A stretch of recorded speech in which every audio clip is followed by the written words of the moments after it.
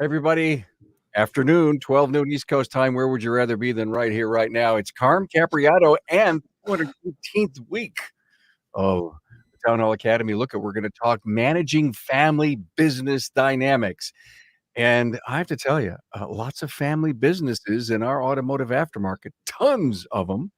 And if not, I think there's a lot of owners that look at their family and say, oh, I wish the kids could join the business someday.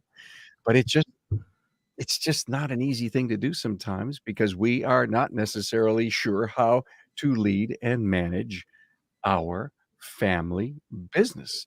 I'll tell you who's with me here today. I've got a heck of a panel. By the way, you do know that we come to you live many times during the week, Aftermarket Weekly, Carmcasts, Town Hall Academies. And we come to you from the Remarkable Results Radio podcast studio. And hey, look at if you're with us on Facebook by any chance on LinkedIn or YouTube, give us a like, a comment, check in with your city, say hi, and we'd love to see any questions or comments that you may have for our panel. Okay, let's go back to our great panel. Introduce them to you, Judy Walter from Zimmerman's Automotive Mechanicsburg, Pennsylvania. And got Judy, I've known you for I think 6 years now. You've been a great contributor to the podcast, a generational business. And boy, if there's anyone who's got some great tips and ideas, and I'm sure she'll share a challenge or two about a family business, it would be Judy. John Clarkowski from Auto Pro Service in Brooklyn Park, Minnesota. Hey. Hello, man. Nice to see you, John. Good to have you here. Your mother's in the business with you, huh? Absolutely. Yes. Yeah. We've been in business for over 30 years and it's been an interesting adventure. That's for sure. Definitely. It's great working with mom, though. I tell you, just get to see her every day. Can't wait to hear right now. And I just found out that mom's Italian. So that's cool. Yes. I get that. I understand. Joe Hansen's with us. Gordy's Garage, Roseville, Michigan. Gordy's Garage is named after Dad, right? That's right. Yeah. Dad is Gordy. He is still working too. Wait a minute. Let's talk about that here in a little bit. Let's talk about that. You are a slave driver, Joe. Hey, thank you so much to our sponsors, Shopware. Hey, Ring Ring, it's the 2020s calling, and they're telling you it's time for an upgrade. I think it's time for an upgrade. Head on over to the internet and type in getshopware.com. These friendly folks at Shopware are excited to meet you and share all that cloud-based shop management has to offer. Great people over there. And your customers want you to do what you say you're going to do. If you post it on Facebook, Twitter, anywhere, you got to do it. Now, it should be the same with your marketing company, right? Well, Shop Marketing Pros listens, cares, and responds quickly. And they do what they say they're going to do. Check them out on the web at shopmarketingpros.com. Hey, by the way, if you're hanging out with us on YouTube, I'd love to have a new subscriber. Check that box and the bell to remind you what we're doing. Boy, we have talked family in the past on the show, and we've done over 900 episodes. And we haven't done family in quite a while. And I know as I hang out on so many panels during the weeks and all the people that I know, I find such an interesting mix of family legacy business. And one of the things that I've known forever, because I came from a family business, I also worked for a very large family business. I get it. I've been there and done it. I don't think there's a scenario you can throw by me that I can't relate to in some way. But one of the things that I am so big on, Judy, and I want to go to you first, is the expected role of any family member in the business. What's wrong is that the family member joins the business and they just are never defined what they're going to do. None of the other members of the team know. Well, all of a sudden, young Johnny is here and we have no idea what young Johnny's going to do. In fact, young Johnny doesn't even know what young Johnny's going to do. And for so many times, we as leaders never help define the role.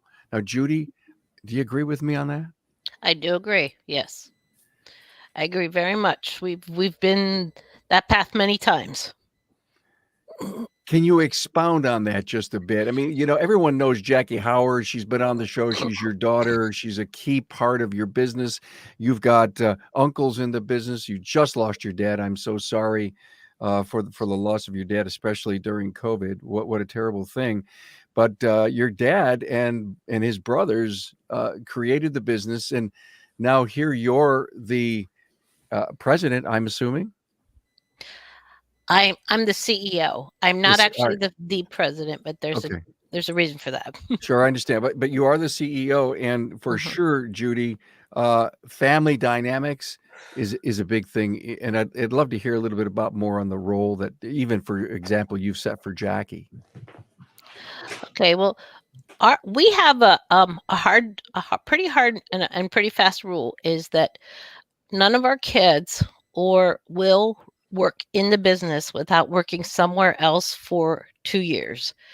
They can work in a competing business, same type of business, but they have to be somewhere else, work somewhere else, go away to school, something like that. They have to get out from under mom and dad's wing, whatever. Yeah. And that has really, really been valuable, because when you are born into a business and you are just expected to be there, it's you bring entitlements, you bring all kinds of junk that's just can't be there. Well, you just said a mouthful. Born into the business. Mm-hmm.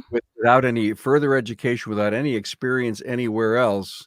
Correct. And you come in and mom or dad say, oh, they have my genes. They must be smart. They must be as smart as me. And you let them go without any tutelage, without any training, without any coaching. And if you don't listen to the rest of your team, you'll find out you made a mistake. Correct. Definitely. Joe? Yeah. Were you born into the business? I was born in Bay 2. That's his Bay. That's right. All right. Well, that sets it up. Yeah. And yeah, I was pretty much born into the business. I was 5 years old when my dad started the Gordy's Garage. And yeah, I mean, I've been here the whole time. Now, to Judy's point, it was important to my parents that, I got out of the shop. So I did have other jobs as well as worked here. I did landscaping. I worked at a restaurant for, I think, 10 or 15 minutes. I was like, I'm not doing that. That's crazy. And then, and so I've been working here, majority of my life. I did go to school and all that. So it was important, like Judy said, it was important that I try to find my own way as well, because there is a point where, I mean, if you're bringing up a second generation and it's assumed, or it's I don't know, maybe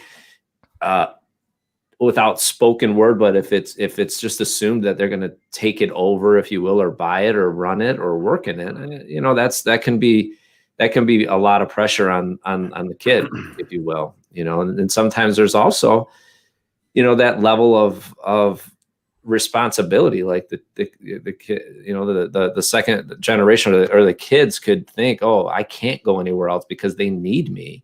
And that could be detrimental to the family dynamics big time, because if they feel like, oh, I'm here because I have to be here and I can't live my own life and make my own way and have my own identity, that leads to resentment long term, and that can be dangerous. So I couldn't agree more with Judy on that. It's important.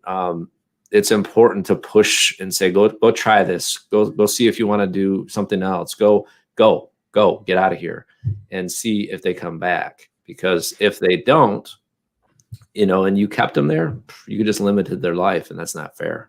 Hey, team, is it difficult, Judy, and Joe, put yourself in your dad's shoes, or maybe in your future shoes. Is it difficult to say, Judy, you got to go somewhere else and work before you ever think of coming to work for the family business? Yeah, I know part-time during school you came in and you did stuff for us, but no, full-time, you got to go somewhere. Is it tough to say?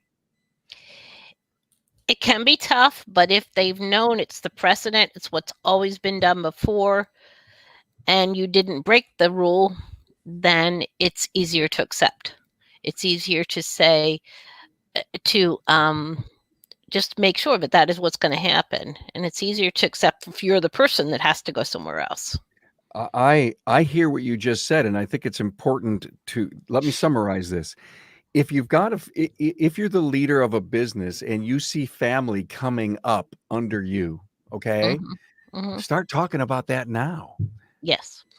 Start talking about the fact that, hey, you're good with your hands. I think you like what we do here. You love coming to work on Saturdays with Dad, or hang out with us on the evenings, or talk business with me, or fix the toaster. Maybe you can fix cars.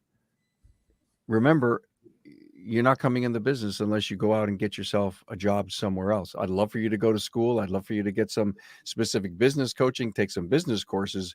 But one day, you got to have a couple of years under your belt. It's got to be one of the hardest things. Joe, could you say that to your son? Yeah, it's interesting because my son, he's 10 right now, Ethan, and he's always like, "Hey, Dad, can I come down to the shop?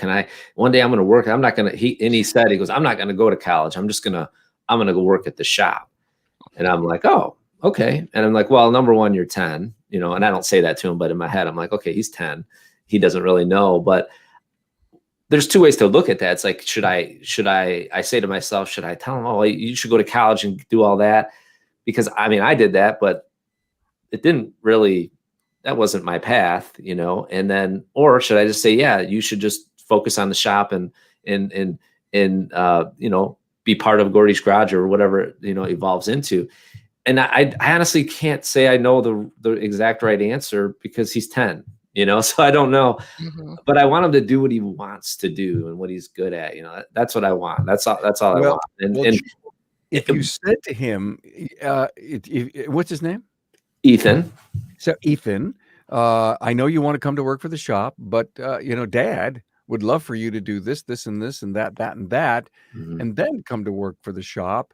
And even if he's 10 and he's got the energy or the excitement to come, you've just basically laid out his career path, which includes school, a job somewhere. And here at 10 years old, it might be just the best time to talk about it. Well, what's fun is I did say to him, okay, let's come down to the shop. I want to see if he likes it, right? Because it's one thing to, oh, look, Dad's got a business he can go to. That looks great. They only see the positive, fun side of that at home, because we don't go home and complain if there's bad stuff. And so I brought him in, and we have the big push broom. I taught him how, this is a broom. This is, because that's how my dad, he said, there's a broom, clean up after I fix that car, go clean that up. That's how I learned, to be in the shop environment, and then you move up from there, right? That's just it. So I think introducing him to the beginning stages of it will definitely help him form his own opinion of what he wants to do down the road, for sure. Great points that were just brought up. John, I want to bring you in on the conversation. Now, I know you have mom in the business, but why? One of the reasons John is here is because he worked for a lot of years for a family business, and he learned what not to do. Yeah. So, and this was, in the late 80s, early 90s. So times have changed a little bit, but when you work for a family, the business is predominantly that one family, then you see a lot of the dynamics of their family. And when the culture isn't of such where you're equal with that family, which is hard to do, to build a culture like that, you tend to feel like you're on a different page. And then there's kind of a separation then amongst the staff, in the internal business portions of it. And it's almost not a them against us, but it's just not a fluid team. The team concept is kind of lost with that.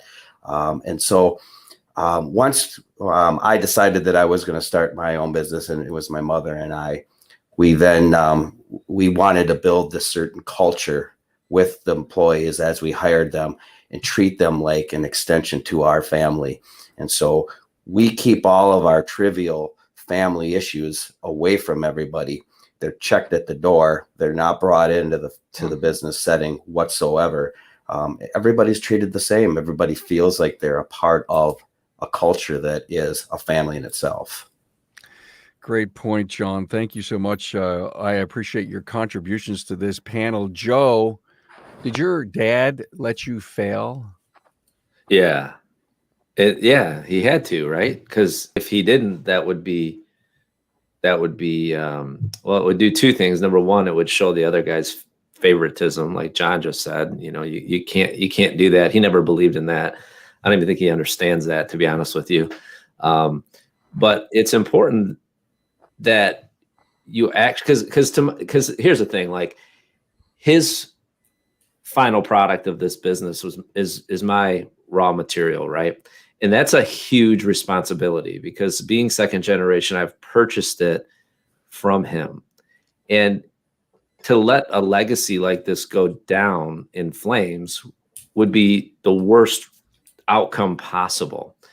And in order for me to run it successfully, he had to let me fail so I could learn. He had to let me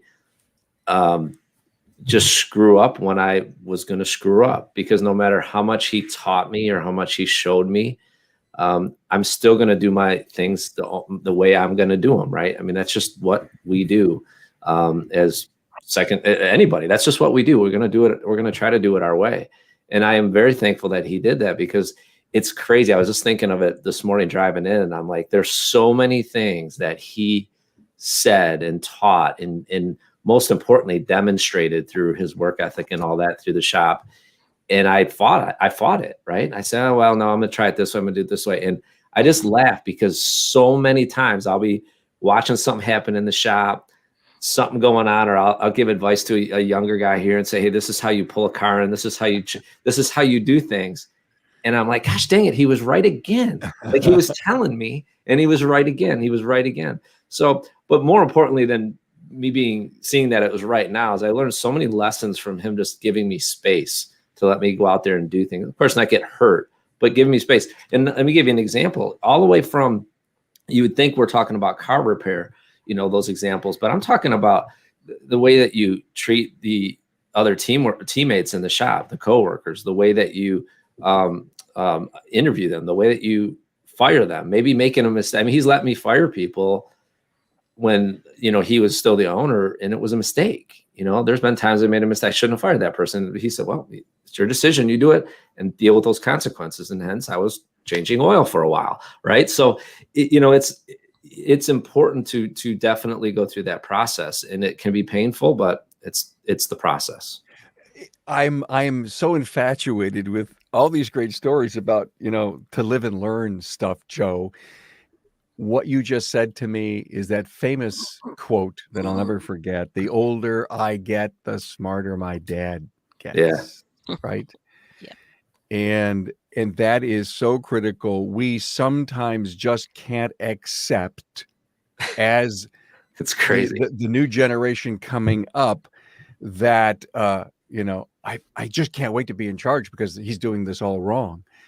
And the older and more mature you get, the more you start doing exactly what it was that he was doing.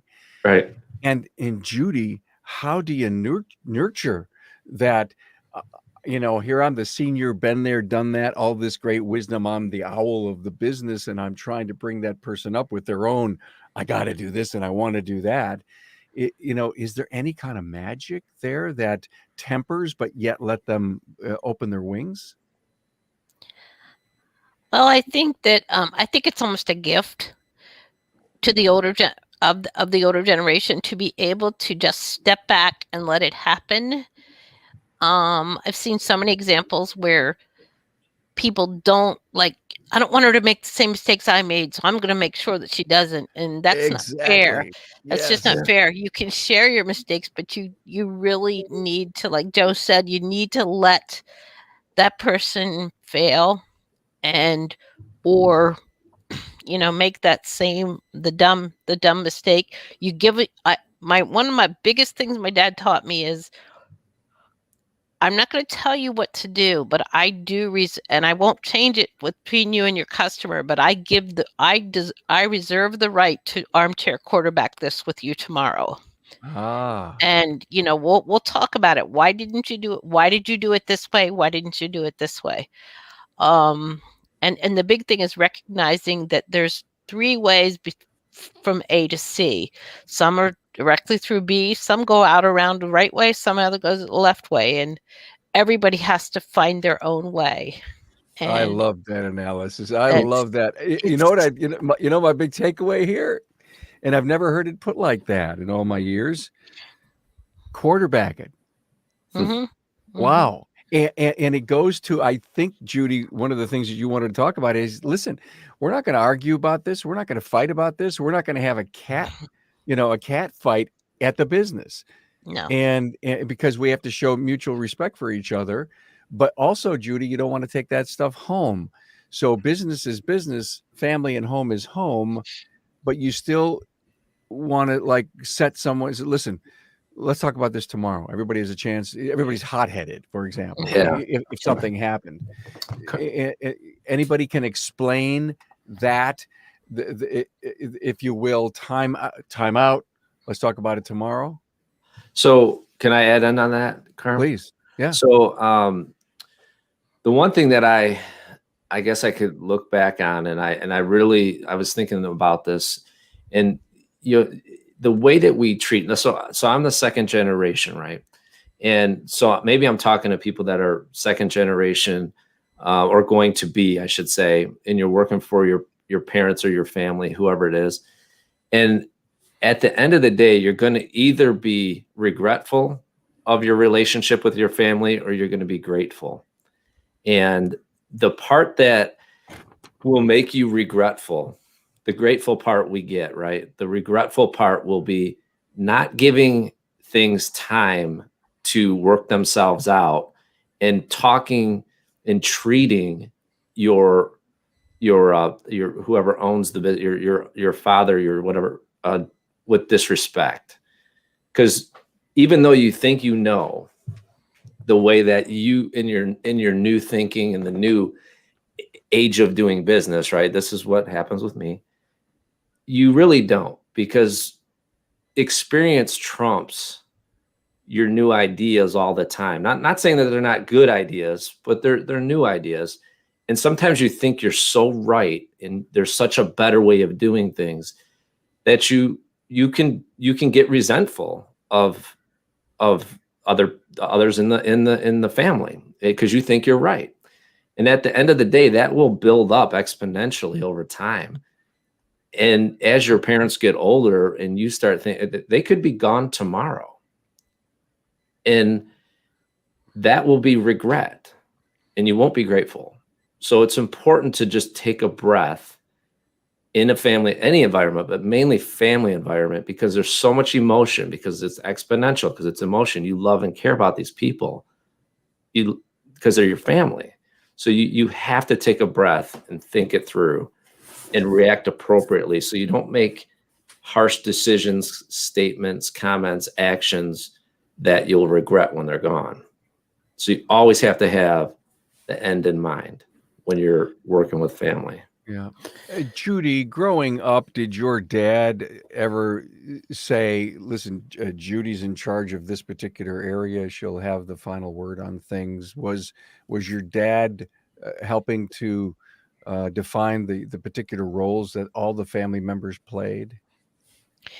Growing up, younger years, no, he did not. However, when I became more and more involved, the responsibilities said it more than probably him saying it out loud, as in, I'm now handling this, or I'm now handling that. And that made a difference. And the other side is, my dad sort of led the business, and my mother became very ill when she was young, in their 40s, late 40s. And so I was kind of there, stepping in, doing a lot of my dad's duties that the rest of the family did not really know that much about, or how to do it.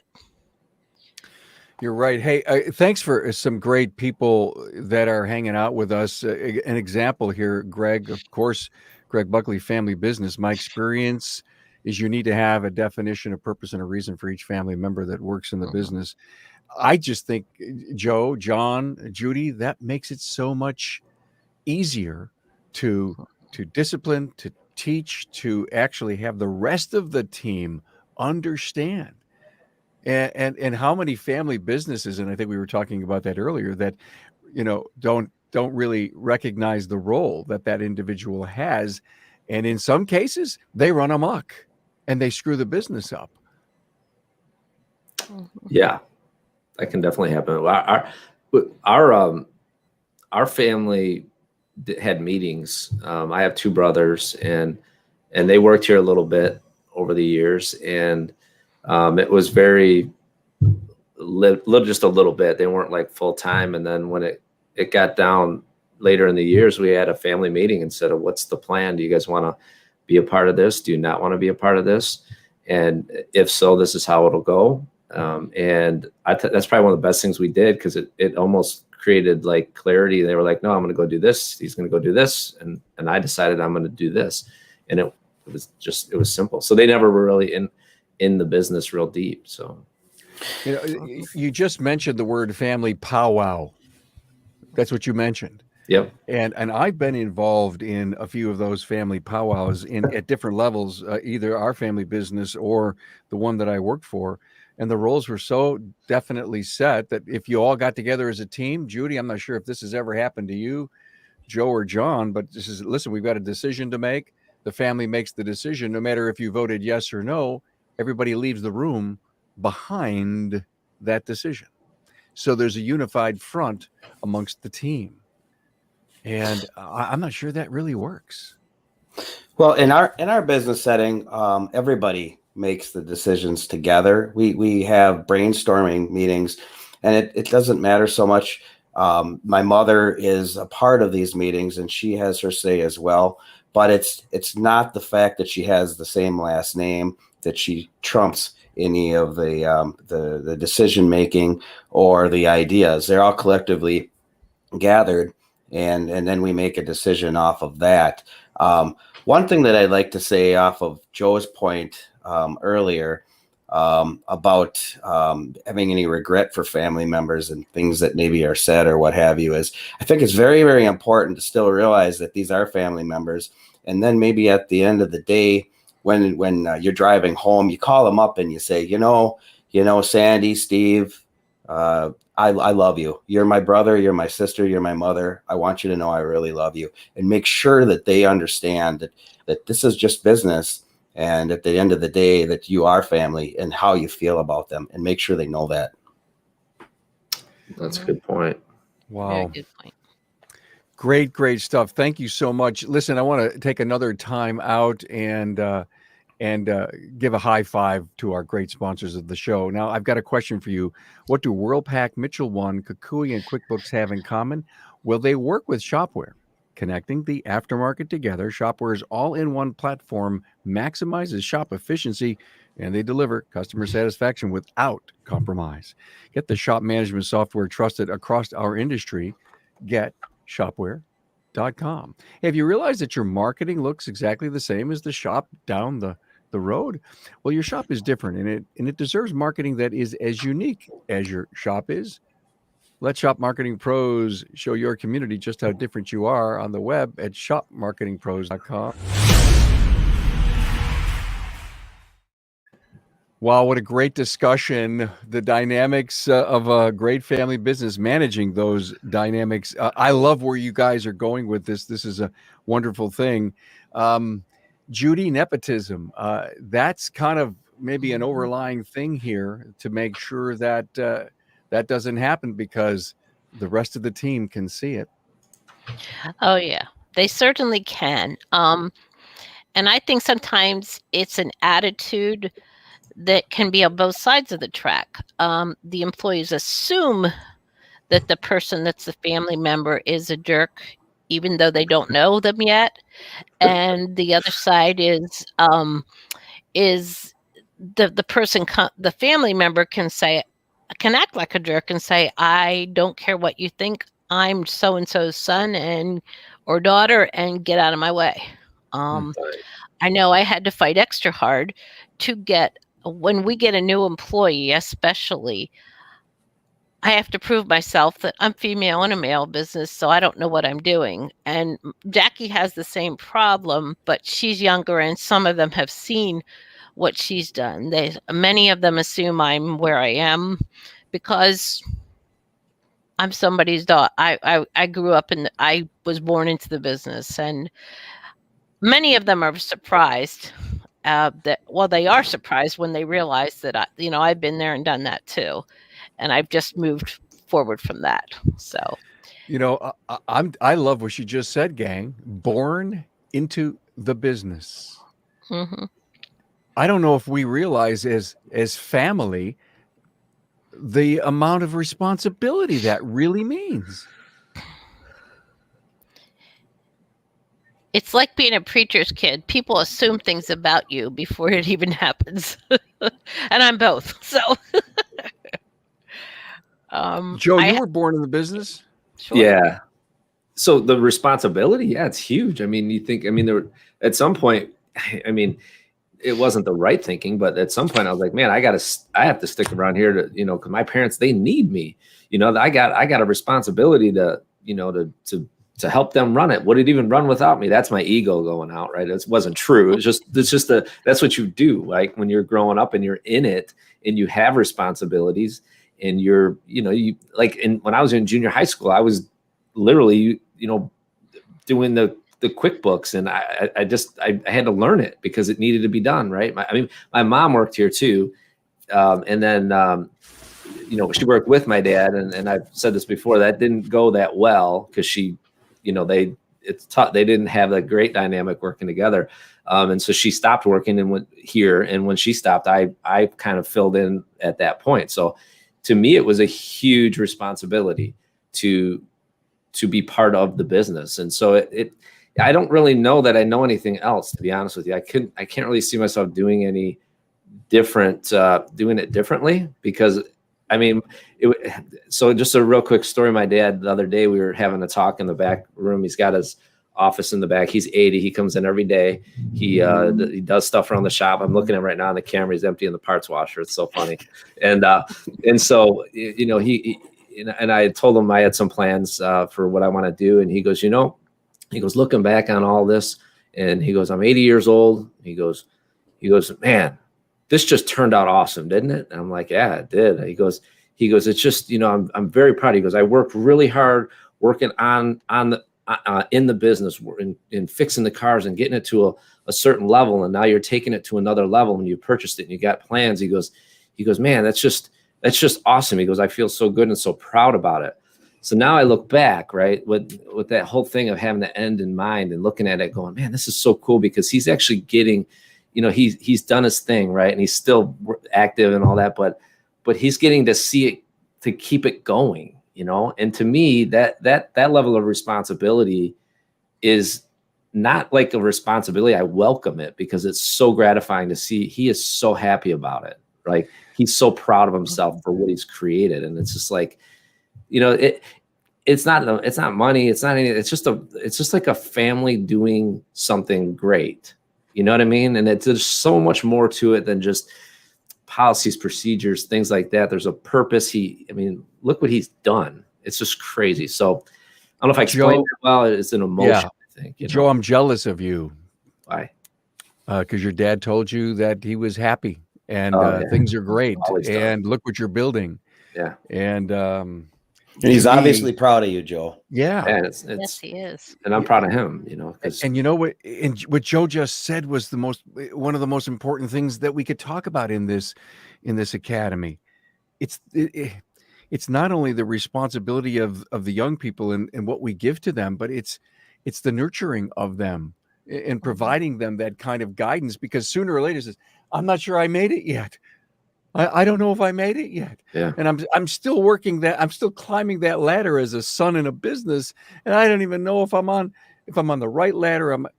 And that level of guidance, not only failing forward and helping with all of that, but giving great nurturing guidance along the way. Right.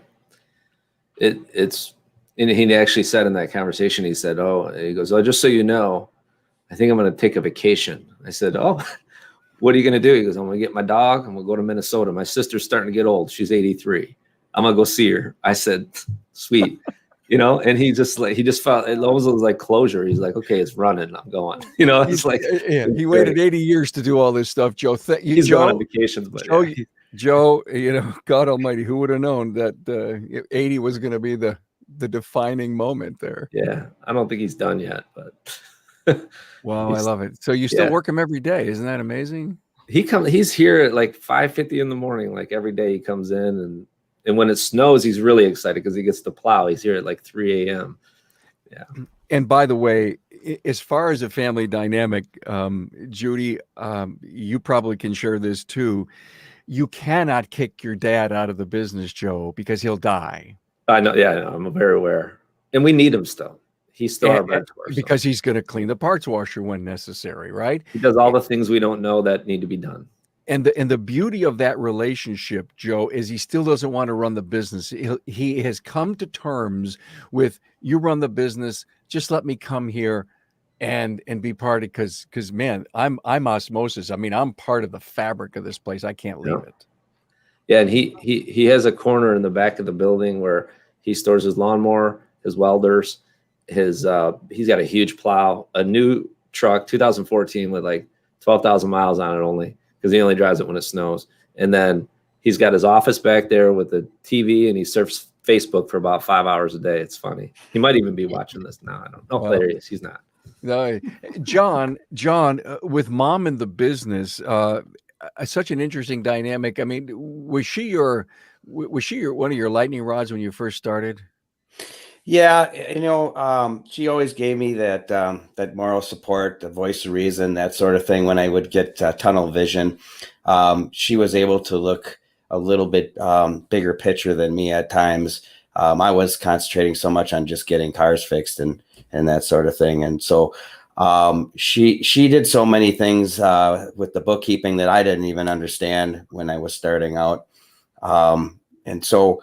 And then it was that just that motherly love and support, the moral support that she'd give me every day.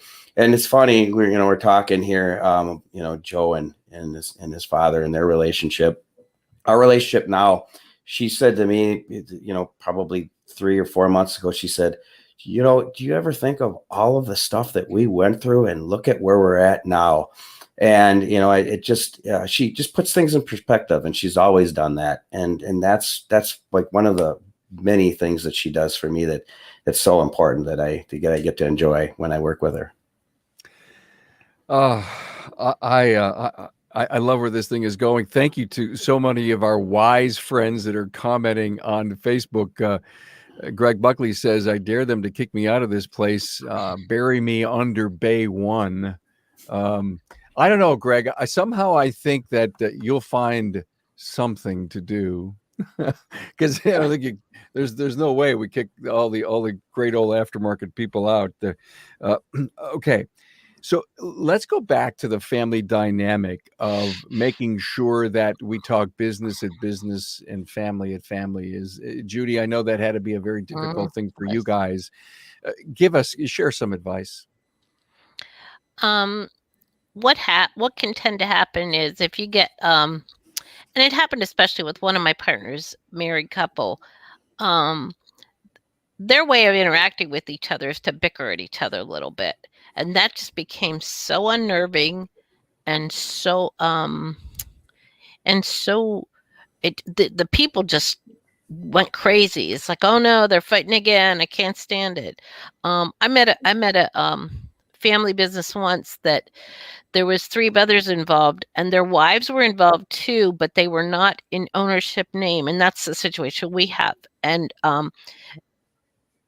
John, say the person's name was Joe. Joe's wife could come in, but anything she did had to be in his office, nowhere else. I thought that was really good advice. In other words, she did not just say, well, I'm going to go over here and sit in the mainstay or in the main part of the office where everybody else is, and I'm going to do this. Anything she did had to be within the structure of his office. And I thought that was a really good example it worked really well for them, and I could see that would too. And I think you have to recognize sometimes that you don't work well together with this person, and so you got to stop. And you have to understand, my dad and his 2 brothers, were they're very my dad was a very, very strong big D personality, and he yelled a lot but he loved them, he cared for them, but it really, really used to get on the employees' nerves. And that we had to curve that. Look, we can have our discussions, we can have our bickering, whatever, but it's not allowed to be done on the floor, because many of the times that's how they solve problems, right on the floor, and it just doesn't work that way. It has to be privately, take it somewhere else, and not in front of the staff. I get it. Very important. I know that happened, Judy, a much more dynamic business. Joe, it's just you and your dad. John, you and your mom. But when there's a lot of kids in the business, moms and cousins and whatever, critical to define that stuff. If not, you start getting loose at the ends. Hey, let's take our final break, and then we're going to come back for our segment C. Here's something to think about, everyone. How often do your advisors play phone tag? Well, every ring, every voicemail, it's time ticking on a stalled job. Shopware's digital communication is really as easy as the customer clicks yes.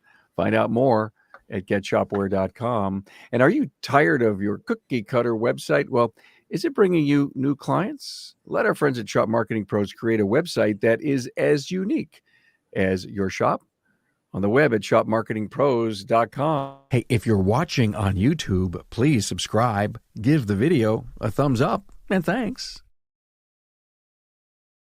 Hey, we can't talk enough about family businesses, but I would love to try to summarize this a little bit and go around the room. I know you all submitted me great talking points. And if there's a critical issue here that you really didn't have a chance to make earlier, let's do this. John, I'll start with you. I'll go to John, Judy, and then Joe. John?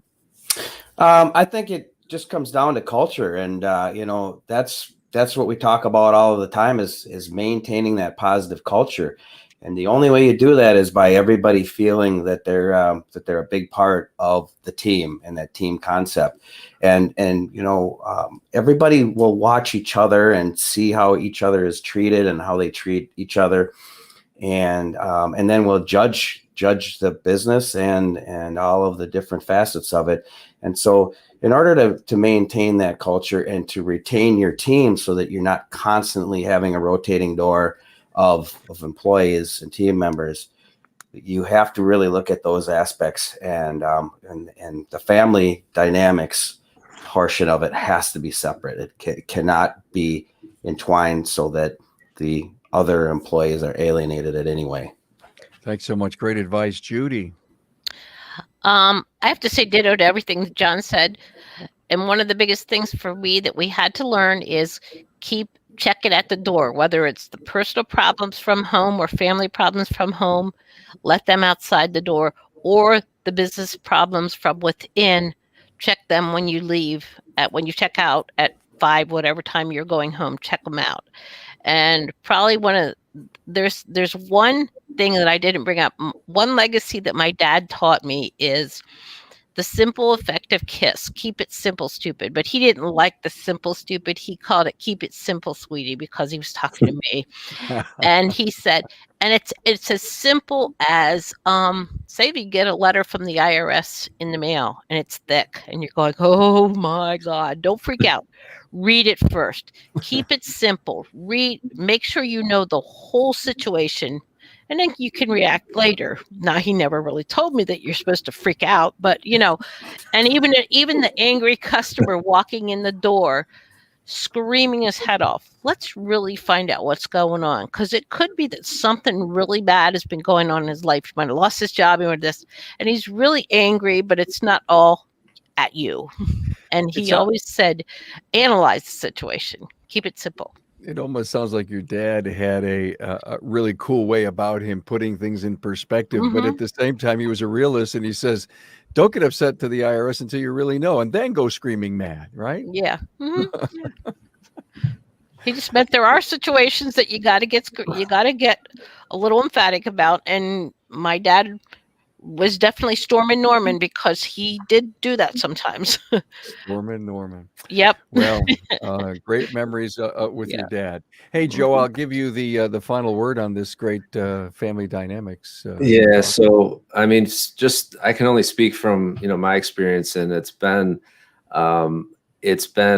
a great ride so far. And I think that we always need to make sure and I need to make sure that I always focus on celebrating the fact that it's a family business and we work together. I you just do the math. I've gotten to spend time with my dad every single day almost for however long I've worked here my whole life. And that's something to celebrate. The wins that you get when you're in a business are great, but when they're family, they're really great. And when you have downs and you're in a family business, they're bad, but they're really not as bad as they could be because you have your family there to help and support and all that. So I guess that would be my takeaway is just, I know we have to treat our businesses like a business, but we always need to make sure that we celebrate the family dynamic and what can be so great about it and protect it with everything that we got. I think your point is so well taken. We're so wrapped up in the business. We're so wrapped up in family that when we get together on the holidays, we talk business and we don't celebrate family. I love that. In fact, I think that could be a heck of a strategy. Mm-hmm. Celebrate the family business. Yeah. Wow. Why not?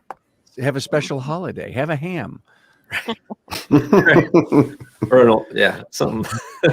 Judy Walters, Zimmerman's Automotive, Mechanicsburg, PA. Thank you for your great insight, Judy. John Clarkowski from Auto Pro Auto Service in Brooklyn Park, Minnesota, and Joe Hansen, Gordy's Garage, Roseville, Michigan. Thanks for your great wisdom. Appreciate it. Thanks, Carm. Thanks, Carm. Thanks, Carm.